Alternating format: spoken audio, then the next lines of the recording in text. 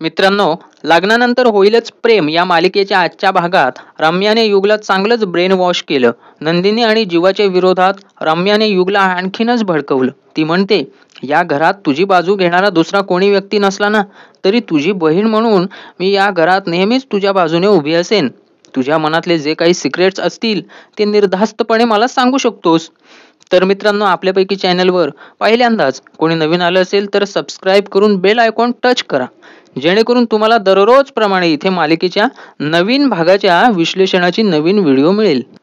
अशा प्रकारे रम्या युगच्या मनात काय चाललंय हे जाणून घेण्याचा प्रयत्न करते. रम्या युगला आठवण करून देते की काव्या त्याच्याशी कशी वागली होती. तिने त्याला कानाखाली मारली होती. पुढे ती सांगते, तिथे जीवा होता म्हणून युग तुला नंदिनीची फक्त माफी तरी मागायला लावली. पण जर काव्याच्या बाबतीत असं घडलं असतं ना तर पार्थने तुला काव्याच्या पायावर नाक घासायला लावलं असतं बघ. हे ऐकल्यानंतर युगच्या मनात काव्य आणि नंदिनीविषयी ईर्ष्या निर्माण होते. त्याला वाटू लागतं की त्याचा भाऊ पार्थ आणि जीवा हे सुद्धा बायकांचंच ऐकतात. याच्यानंतर रम्या जेव्हा युगला बेडवरून उठायला सांगते, कारण तिथल्या चादरी नीट लावून ठेवायच्या असतात, तेव्हा युग म्हणतो, ताई राहू दे, ते मी करतो. पण रम्या म्हणते, नको, तू केलंस तर मामी मला पुन्हा ओरडेल आणि डबल काम देईल. त्यावर युग म्हणतो, मी तुझं नाव घेणार नाही ताई, दे, मी करतो. याच्यावरून हे स्पष्ट दिसतं मित्रांनो की युगचा रम्यावर विश्वास बसत चाललेला आहे. आणि युगच्या चेहऱ्यावरचे हावभाव हे सगळं रम्या वाचते आणि विचार करते, वा रम्या, तू तर चांगलं काम केलं आहेस. एकदा का युग आपल्या ताब्यात आला की त्या काव्या नंदिनीला बरोबर चेकमेट देता येईल. तर दर्शक मित्रांनो, दुसऱ्या बाजूला काव्या तिच्या मैत्रिणीला भेटायला कॅफेमध्ये येते. त्या कॅफेमध्ये तेच टेबल असतं जिथे आधी काव्य आणि जीवा भेटत असतात आणि तिथे त्यांचं नावही कोरलेलं असतं. हे पाहून काव्याला अजिबात आवडत नाही. ती तिच्या मैत्रिणीला इशारा करते, ओरडते. पण ईशा म्हणते, आपण त्याच ठिकाणी बसल्यामुळे आपलं मूड एकदम टफ बनतो बघ.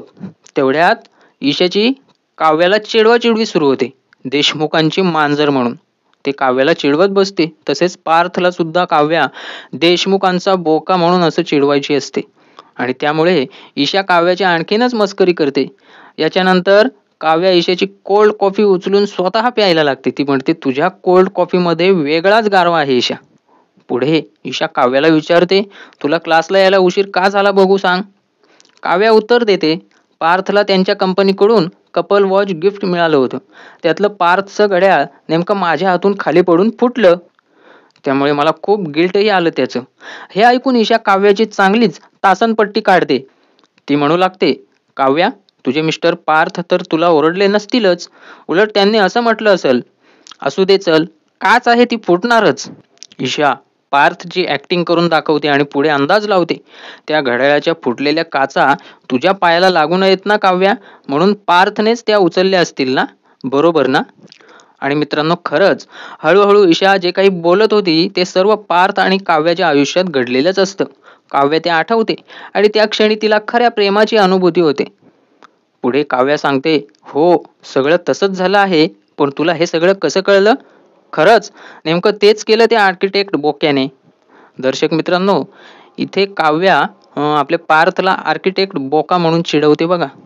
याच्यावर ईशा मात्र पार्थचं कौतुक करत म्हणते, अगं काव्या, सोन्याचा तुकडा आहे माझा जिजू, असा नवरा भेटायला नशीब लागतं आणि ज्यांना मिळतो त्यांना बघ त्याची कदरच नसते. हे ऐकून काव्या जरा बारीक नजर कडून ईशाकडे बघते. ईशा उलट म्हणू लागते, इथे तर मी बॉयफ्रेंड शोधते पण मला सगळेच डिफेक्टिव्ह पीस भेटतात. आणि याच्यावर काव्या थोडीशी ईशावरती खेकसते आणि म्हणते, हो का बाई, झालं का तुझं. जर मला पार्थची कदर नसती ना तर ते तुटलेलं घड्याळ मी रिपेअर करायला आणलंच नसतं बघ. ईशा एकदम थक्क होते आणि विचारते, काय सांगतेस काव्या, खरंच तू पार्थचं घड्याळ दुरुस्त करायला घेऊन आली होतीस, कुठे आहे ते दाखव बघू. काव्य सांगते, ते दुकानात दिलंय. खरं तर आधी काच लावून लगेच तयार करून घेत होते मी, पण मीच म्हटलं की महागडी काच लावूयात, साधी नको, त्याच्यामुळे 1 दिवस लागणार आहे. आज संध्याकाळपर्यंत मिळेल ते. याच्यानंतर काव्या पार्थचं भरभरून कौतुक करत म्हणते, पार्थ देशमुखांचं त्यांच्या ऑफिसमध्ये नाव आहे, दरारा आहे, म्हणून त्यांना चांगलं आणि महागडं घड्याळच शोभतं. माझी एकच इच्छा आहे, घड्याळाला बसवलेली काच चकचकीत चमकायला हवी. हे ऐकून ईशा नुसतीच काव्याकडे बघत राहते, कारण काव्या पार्थचं कौतुक करणं थांबवायलाच तयार नसते. काव्या टिचकी वाजवून ईशाला भानावर आणते. त्याच्यावर ईशा म्हणते, हळूहळू मांजरीच्या म्यावम्यावचा सूर बदलतोय बरं का. काव्या लाजून म्हणते, गप ग, काही पण काय बोलतेस. काव्या हसून उत्तर देते, जास्त हसू नकोस. याच मांजरीच्या घशात काटा अडकला होता बरं का. कारण मालिनी काकूंना माझ्या लग्नाआधीच्या अफेअरबद्दल कळालं होतं. हे ऐकून ईशा घाबरते आणि तिला जोराचा ठसका लागतो. काव्या तिला सावकाश खायला प्यायला सांगते, पण ईशा वेगळ्याच काळजीत म्हणते, सावकाश म्हणजे काय ग. तुझ्या आयुष्यात एवढे भयानक ट्विस्ट कसे काय येतात. अगदी काकूंनाही तुझ्या अफेअरबद्दल कळलंय. आणि पुढच्या सीनमध्ये जेव्हा खोलीमध्ये सगळे कपडे अस्ताव्यस्त करून काहीतरी शोधत बसलेला असतो, तेवढ्यात नंदिनी तिथे येते आणि म्हणते, अरे देवा, हा काय सगळा पसारा करून ठेवला आहात तुम्ही जीवा. याच्यावरती जीवा थोडा चिडचिड करून वाकडं तिकडं उत्तर देतो, माझ्याकडे खूप वेळ आहे ना, कारण मी रिकामटेकडा आहे ना. नंदिनीला मात्र जीवाचा हा बोलण्याचा अंदाज अजिबात पटत नाही. ती म्हणते, काय चाललंय जीवा, बास झालं हे तुमचं सारखं सारखं रिकामटेकडा करणं. कालपासून ऐकते मी, काय झालंय, काही बोललंय का तुम्हाला, कोणी काही बोललंय का. जीवा उत्तर देतो, अगं नंदिनी, माझ्या आजूबाजूचे लोक अनेकदा मला रिकामटेकडा म्हणतात. आधी वाटायचं की ते सगळे माझी मस्करी करतायत, पण खरं तर तुम्ही मला माझे डोळे उघडून दाखवलेत. हेच फॅक्ट आहे. माझ्याकडे खरंच काही काम नाही. माझ्या मित्रांना वाटतं की मी ट्रॅकला गेलो कधीही येऊ शकतो तिथे, कारण मी रिकामटेकडा आहे. दादालाही वाटतं की मी ऑफिसला कधीही त्याच्यासोबत जाऊ शकतो, कारण मी रिकामटेकडा आहे. आणि नंदिनी, तुला तर माझ्याशी बोलायला सुद्धा वेळ नाही, कारण तू खूप बिझी आहेस ना तुझ्या कामात. मी मात्र रिकामटेकडा आहे. हे ऐकल्यानंतर मात्र नंदिनी आणखीनच चिडते. ती म्हणते, बास झालं आता, आता पुरे. आणखीन एखादा हा शब्द उच्चारलात ना तुम्ही तर मग बघा. नंदिनी त्याला बजावते, पण जीवा हट्टाने म्हणतो, मग काय, तुला फक्त त्या शब्दाने त्रास होतो नंदिनी, पण मी तर खरंच काहीच करत नाही. विचार कर माझं काय होत असेल. घरात सगळ्यांनाच काम आहेत. आईला काम आहे, बाबांना काम आहे, दादाला काम आहे, तुला काम आहे, आशा ताईंना सुद्धा काम आहे, आणि मी फक्त इतका रिकामटेकडा बसलेलो आहे. पुढे नंदिनी जीवाला म्हणते, ऑफिसला जाणं तुम्हीच थांबवलं आहे, मग त्याचा दोष तुम्ही इतरांवर का टाकता. जीवा उत्तर देतो, एक मिनिट नंदिनी, मी कोणालाही दोष देत नाही, पण मी काय करू तेच मला समजत नाही. मी ऑफिसला जाऊन पाहिलं, पण तिथे माझं मन रमत नाही. मी करून पाहिलेलं काम मला जमत नाही. म्हणजे जे पार्थ दादामध्ये आहे ते मला जमत नाही, माझ्यात नाही ते. माझं मन नाही लागत तिथे. पण प्रॉब्लेम असा आहे की मी घरात असा रिकामटेकडा बसलो तरी कोणालाही काहीच फरक पडत नाही. मी रोज उठतो, खातो, पितो, झोपतो, पण कोणाला काही फरक पडतो का? नाही. सगळ्यांनी फक्त गृहीत धरलंय की जीवा म्हणजे घरातल्या एखाद्या कपाटासारखाच आहे. हे ऐकल्यानंतर नंदिनी म्हणते, मला समजत नाही जीवा, तुम्हाला विचारलं तरी त्रास होतो, नाही विचारलं तरी त्रास होतो. आता कॅफेमधल्या सीनमध्ये काव्या पुन्हा आपल्या मैत्रिणीला अफेअरबद्दलचं सगळं सत्य सांगितलेलं दाखवलेलं असतं. पण ईशा विचारते, काव्या, तू जीवाला का प्रोटेक्ट करतेस. काव्या उत्तर देते, मी जीवाला कुठे प्रोटेक्ट करते. तर पुढे ईशा म्हणते, पण तुझ्यावर नको ते आरोप झालेत ते मग. काव्य शांतपणे सांगते, ते आरोप ठरवून झालेले नाहीत, नकळत झालेत, पण जे काही घडलं ते सगळं खरं काकूंना का नाही सांगितलंस. ईशाचं असं म्हणणं असतं, का नाही त्यांना सांगितलंस की पार्थच्या धाकट्या भावावरच माझं प्रेम होतं. हे सगळं बोलताना ईशाचा आवाज जरा मोठा होतो. त्याच्यामुळे काव्य झटकन तिच्या तोंडावर हात ठेवते आणि गप्प बसायला लावते, कारण कुणी आजूबाजूला ऐकू नये. ईशा मुद्दाम जीवाला मध्ये ओढण्याचा प्रयत्न करते या प्रकरणात, पण काव्य तिला थांबवत म्हणते, जरा डोकं लावून बोल ईशा, काहीही बोलू नकोस. जर मी जीवाला यात ओढलं असतं ना, तर हे प्रकरण नंदिनी ताईपर्यंत पोहोचलं असतं. जीवाला पाठीशी घालण्यासाठी नाही, तर नंदिनी ताईला त्रास होऊ नये म्हणून मी हे सगळं असं केलंय. कळतं का तुला. एकदा तिचं लग्न मोडलं आहे, पण शेवटी जीवानेच तिच्याशी लग्न केलंय बघ. आमच्या चौघांमध्ये सर्वात आधी नंदिनी ताईनेच हे नातं मान्य केलेलं आहे, आणि आता ती मनापासून जीवाला नवरा मानते. हळूहळू त्यांचं नातं खुलतंय बघ, आणि जीवामध्ये सुद्धा बदल होत आहेत. ते फक्त नंदिनी ताईमुळे. कदाचित आमच्यात इतका छान संवाद कधीच झाला नव्हता, माझ्यात आणि जीवामध्ये, तितका ताई आणि जीवामध्ये होतोय. मित्रांनो, पुढे नंदिनी जीवाच्या चिडचिडीचं कारण जाणून घेण्याचा प्रयत्न करते. ती म्हणते, जीवा, माझ्याशी संवाद साधा, संवादाने प्रश्न सुटतात. जीवा चिडतो आणि आणखीन मोठ्याने ओरडतो, माझेच प्रश्न मला सुटत नाहीत, तू नको आणखीन मला प्रश्न वाढवून देऊस. पण नंदिनी मात्र शांतपणे म्हणते, अहो मग ओरडताय कशाला, तुम्हाला मदत व्हावी म्हणूनच मी विचारते ना. तेवढ्यात जीवा आपला हात पुढे करतो आणि तिला गप्प करतो आणि म्हणतो, नको कोणाची ही मदत.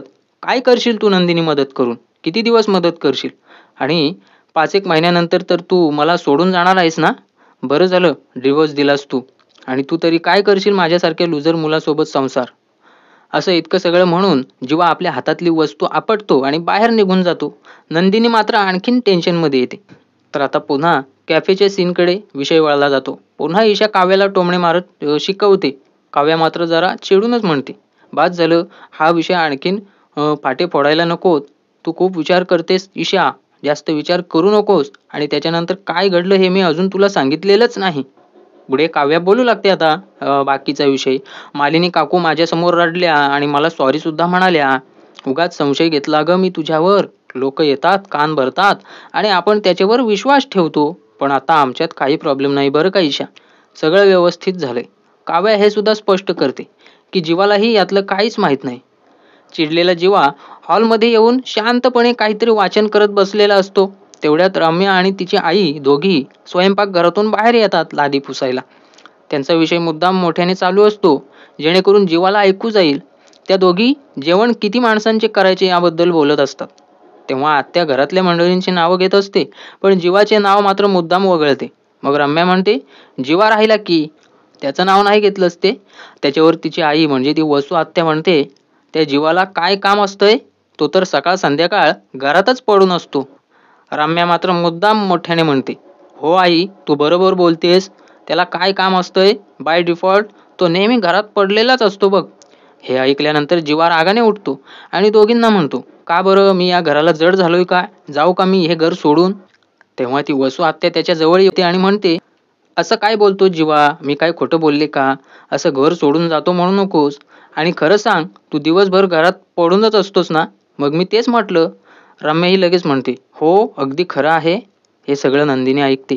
ती पुढे येऊन ठाम आवाजात म्हणते, "आत्या, रम्या, तुम्ही दोघींनीही आधी स्वतःकडे पहा.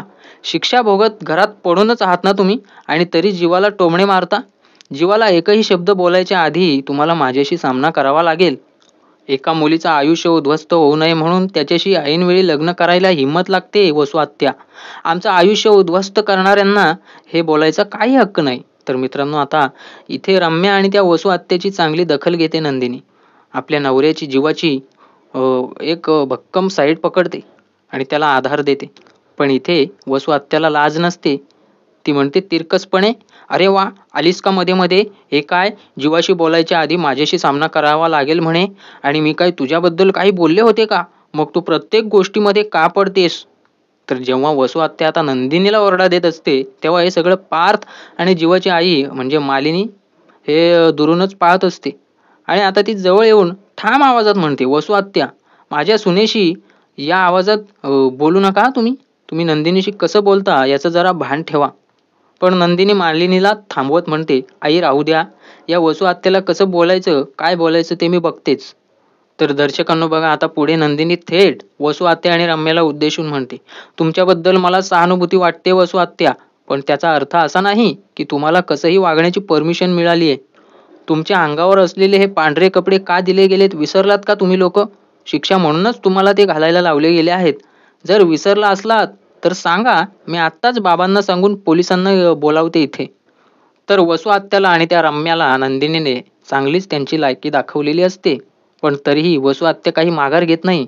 ती पुढे वाद वाढवण्याचाच प्रयत्न करायला बघते नंदिनीशी सामना करण्यासाठी. पण रम्या स्वतःच्या आईचा हात मागे खेचते म्हणजे वसू आत्याचा आणि तिला इशारा करते, "शांत राहा, नाहीतर जेलमध्ये जावं लागेल." पण नंदिनीचं बोलणं अजूनही झालेलं नसतं. ती वसू आणि रम्याला बोलू लागते, "या घरात टोमणे मारण्याचा, कोण काय करावं आणि काय करू नये हे सांगण्याचा अधिकार तुम्ही कधीच गमावलेला आहे. आणि राहिला प्रश्न जीवाचा, तर त्यांच्या नावासमोर मी माझं नाव लावते. त्याच्यामुळे त्यांना काही बोलायच्या आधी 10 वेळा विचार करा. तुम्ही लोक जीवांना बोललात म्हणजे मला बोललात असा अर्थ आहे त्याचा." तर पुढे मित्रांनो, नंदिनी असं सुद्धा म्हणते की, "तुम्ही काय म्हणालात आत्या आणि रम्या? जीवा रिकामटेकडे बसून असतात.